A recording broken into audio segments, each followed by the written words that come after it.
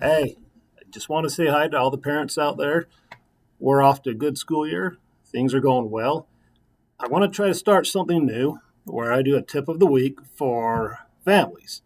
I'm a huge believer and promoter in families. I think a lot of times as parents, we think we have to do something big and grand to encourage and support our children. Not really.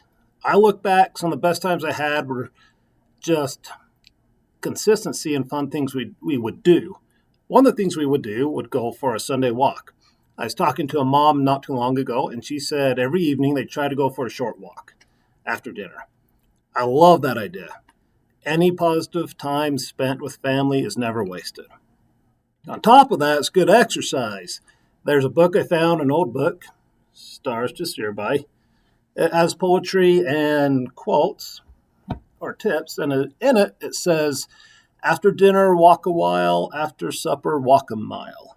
Okay, it's just for good exercise, but also it's a great opportunity to spend time with your kids, to get everyone off their phones, their screens, whatever they're doing. Take 15, 20 minutes, go for a short walk. Not only will dinner settle better, but you'll have some good quality time to spend with your kids, with your family.